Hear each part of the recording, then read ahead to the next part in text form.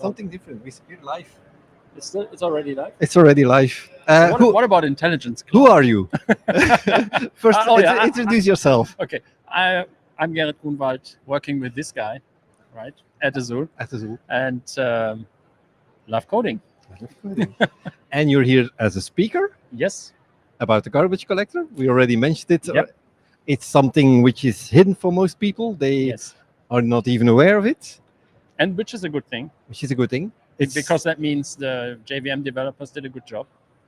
But still, sometimes I think it's good to have some basic knowledge about what's going on in garbage collection. Mhm. I'm not a garbage collection expert, not by far not, but I just read into it and I find it's really interesting, and I just would like to share this stuff with people because for most of them it's like, oh, I didn't know, Yeah. and that's a good thing.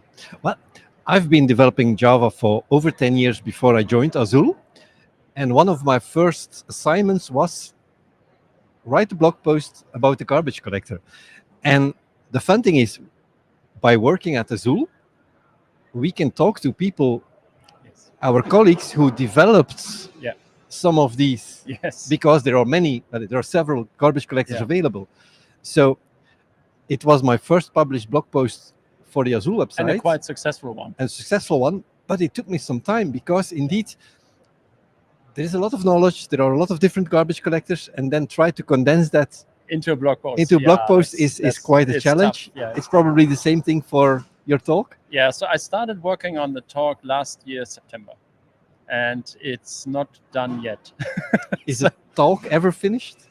No, not for me. It's because it's like, I mean, the original version came with 270 slides For 1 hour. for 1 hour, which was not possible, right?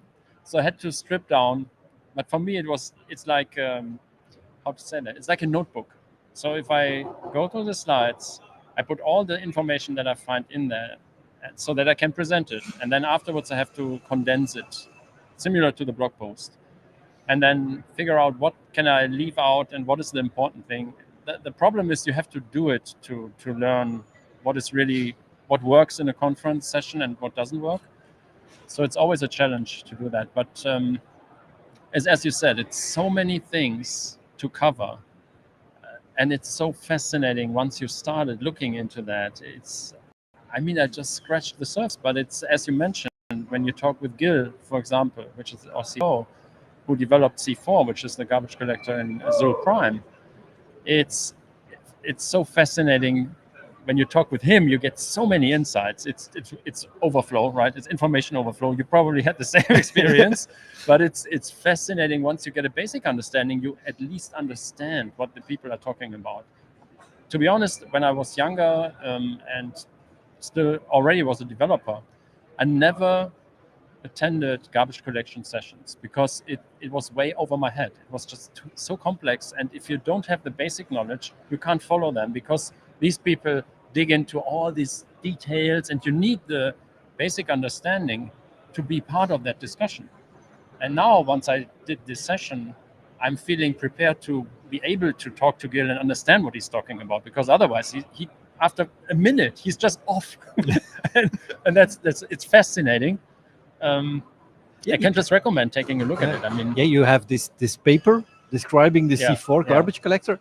That's too heavy for me. I have to admit. it's really. But to be honest, I know I get it. So I get how it works, and it's really cool. And if you think about that, we did that more than 10 years ago already. And ZGC, which is more or less a copy of C4, right? So they just came up with that now. Yeah. So, but we do that for already more than 10 years. We did it in hardware in the beginning.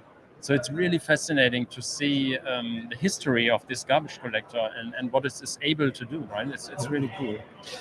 You are a developer advocate for Azul, Mhm. so that means that you're never home.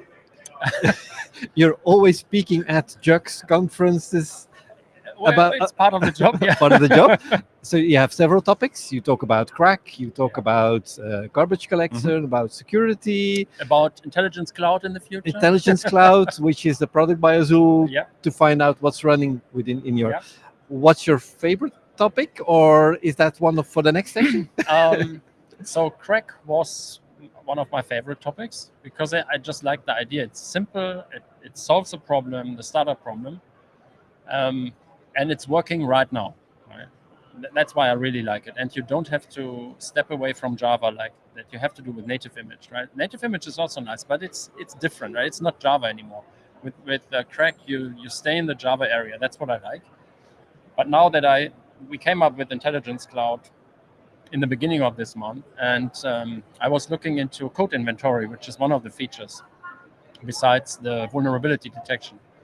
And now I did that for the last 3 weeks, getting a better understanding on how it works, how the API works, and all this. Built a demo for that and an application. And I think this will be my next favorite thing to talk about. So I don't have a session yet, but I will probably prepare one because it's quite cool. So getting the ideas, if we have the time shortly, but the idea is you have your application running in the cloud, and there are tools that tell you, oh, you have dependencies here, you have dependencies there. That means the IDE and these tools know exactly the dependencies of your classes to figure out what classes are never really, or where you don't have any dependencies. But what is the stuff that you've wrote, the code that you've wrote? How do you know if it's really used in production? That might be easy if you start with something new, but if you are working in a bank or insurance company and you have a code base that was written by people that are not even in the company anymore, and you still have to maintain it, then it's really interesting to see, do we really need the code? And usually what happens is, I don't know, but just let's maintain it and just let's keep it running. Yeah. But if there would be a tool that tells you, you know what, this whole part you never called, so you maybe just can get rid of it. Yeah. And that's the idea. One of the tools that we offer is this, and it's quite fascinating to see. So it can help also to decide we need to refactor this. Yes. Because it's used a lot. Yeah. We can make it more performant. This is. I'm not sure if this will be part of it.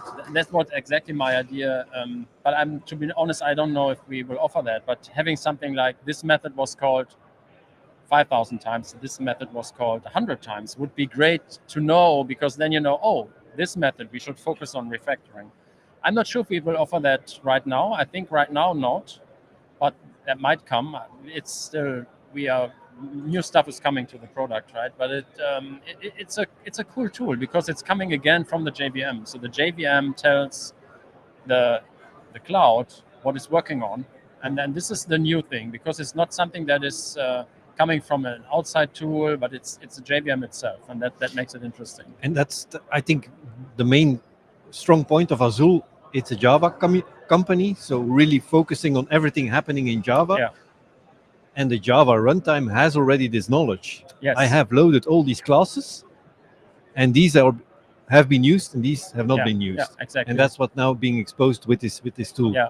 And the good thing is that we figured that out when we started with the AVD, which was the vulnerability detection, that in the beginning only worked in our own JVM, right? And we figured out that this is not a reason for companies to switch JVMs. So they always said, oh, this is really cool.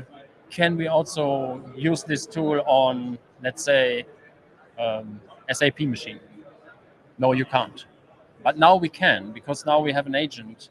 And it's not one of these fat agents that suck 30% of performance, but it's really tiny and really well performing, so that you can hook it up to the JVM and get the information from the JVM without really have a drop in performance. And then this one will tell the cloud about the usage data. So it's quite interesting, and it's now also useful for all kinds of JVMs. Yeah. Okay, which is a nice thing. Yeah. And I know there's great documentation available there because I know there's some people in our company who's writing the documentation. Together with Matt, indeed, we have been working a lot on this to expose what is all available in there. Okay, thanks a lot. Have fun with the session. I will. Thanks for having me. And flying to JCON tomorrow.